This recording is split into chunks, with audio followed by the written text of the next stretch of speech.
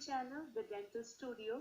So in this video, we are going to discuss about some important points of maxillary canine and mandibular canine. So let's start off with the maxillary canine. As I've already told in the last video that any tooth, there are 5 surfaces. One is labial, lingual, mesial, distal and incisal. So coming on to the diagram, so canine, first of all, it has a cusp tip. So this is the cusp tip, and the cusp has 2 inclines. One is mesial incline, so this one is mesial incline, and this one is the distal incline. So we can go here. Here is the cusp which has a mesial slope and there is a distal slope. And there is an important point. The distal slope is longer of the two. So we can see that this slope, this one, is more longer. This is the distal slope and this is the mesial slope which is shorter. So it means that this cusp tip, this one, that is inclined towards mesial side because the distal side is longer, that pushes the cusp tip towards the mesial side.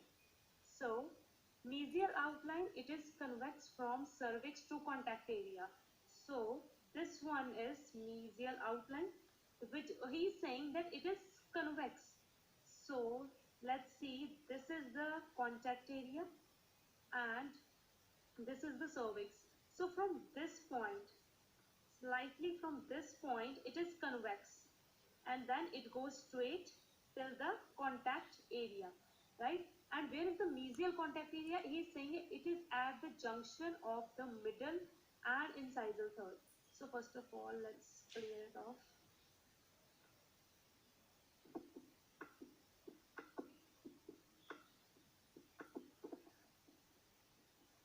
So he is saying that mesial contact area is at the junction of middle and incisal third. So if we draw or again divide the tooth into 3 halves, so middle and incisal, this. So here is the mesial contact area. Now distal contact area is at the middle third. So here is the distal contact area. As I've already told in the last video, that distal contact area is always at the lower level than the mesial contact area. Next is 2 depressions mesially and distally that divides the labial surface into 3 lobes. So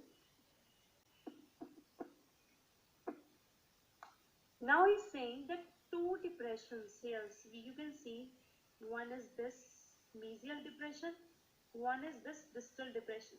So what it do is it divides this labial surface into 3 halves, and out of these lobes, these 3 lobes, this is the middle lobe. This shows the maximum development. So this lobe is more prominent, and if we see from the mesial aspect, this lobe, this part shows more convexity than these 2 lobes, right? Coming on to next. Now the lingual aspect. From lingual aspect we can see that this cingulum, this is the cingulum, it is very much prominent. Again, as we have studied that on the labial side, the middle labial lobe is more prominent. Here also there is a well developed lingual ridge. So you can see in the center this one. This is the lingual ridge, and adjacent to this there are 2 fossae. One is the mesial fossa and one is the distal fossa. And due to these prominent, this lingual ridge and the labial ridge, this cusp tip becomes more prominent. So the points are: cingulum is more prominent, there is a well developed lingual ridge, concavities on either side of lingual ridge, that are mesial and distal lingual fossa. Next is the mesial aspect. So from this aspect, there is a greater bulk and labiolingual dimensions. So this tooth has maximum of the bulk out of the anteriors, that is central incisor, lateral incisor. So this tooth has maximum bulk. Outline is wedge shape. That is again, you can see there is a triangular in shape with the apex and one is the base. If now there are two outlines. This is the labial outline, has more convexity from cervix to cusp tip than the central incisor. Now this I have already told that why this happens is because of the well developed middle labial lobe. So this labial outline, it has the maximum convexity from the cervix till the cusp tip. And if we see the lingual outline, so it is here. Yeah, at the cervix part it is convex, then at the middle third it becomes concave, and then again it becomes convex at the incisal third. Convexity except above the contact. If we see, the most important point of mesial aspect is that all of the mesial aspect, the convexity is present except above the contact area. This we have already discussed in the labial aspect also, that the mesial outline between the cervix and contact area shows some concavity. Otherwise, the mesial aspect is convex at all the points. Cervical line curves towards cusp tip. So it is here. Here is the curvature of cervical line. This you can see, it curves towards the cusp tip. It is curving towards cusp tip. Next is the distal aspect. So there are just few differences between the mesial aspect and distal aspect. It has less curvature of cervical line. So you can see that the curvature of cervical line is less as compared to the mesial aspect. There is more concavity. In the mesial aspect, we discussed that this aspect is more convex, but the distal aspect is more concave. And this is an important point, more pronounced developmental depression of the root. So you can see here, there is the developmental depression on the root, which is more pronounced on the distal aspect than on the mesial aspect. Next is incisal aspect. Labiolingual dimension greater than mesiodistal. We have already discussed that this tooth has the maximum bulk, which shows that this labiolingual dimension that is more than the mesiodistal. This is the labiolingual and this one is the mesiodistal. Next is cusp tip. So this is an important point. Cusp tip is inclined labial and mesial to the center of the crown. So if we draw a rough diagram here, so he's saying that if we draw a line from the root apex towards the cusp tip, this cusp tip, this is inclined more towards the labial side.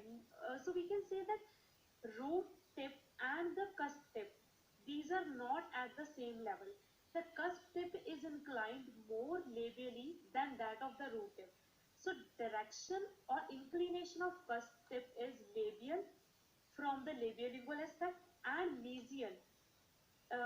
If we see it from the, now why mesial? Because we have already discussed that the distal slope is more longer. So that pushes the cusp tip towards the mesial side. So this is an important point, that cusp tip that lies labial and mesial to the center of the crown. Now middle labial lobe is easily noticeable. Now from the labial aspect, middle labial lobe is more pronounced because it is more developed, and lingually the cingulum is more pronounced. So incisal aspect we can see these. So here is the lingual ridge, there are two fosses, and this is the well developed cingulum. Here there is a well developed middle labial lobe. Next, coming on to the mandibular canine. So what he's saying is the labial aspect. Crown appears longer. The crown of mandibular canine appears more longer. Mesial outline is almost straight with the root. There we saw that the outline, it was somewhat concave between the contact point and the cervix. But here, this mesial outline, it is almost straight with that of the root. So you can see this is almost going straight with that of the root. Mesial contact is at the mesio-incisal angle. There the contact area was at the junction of middle and incisal third. Now here it has gone somewhat up. So it is located at the junction of the middle and incisal third. Here, mesio-incisal angle, sorry. It is at the mesio-incisal angle.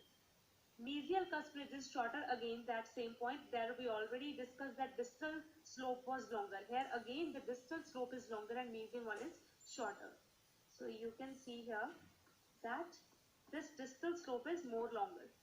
And distal contact area is incisally than the maxillary canine. Means he is saying that in the mandibular canine, the contact areas are shifted more upwards, both on the mesial side and on the distal side.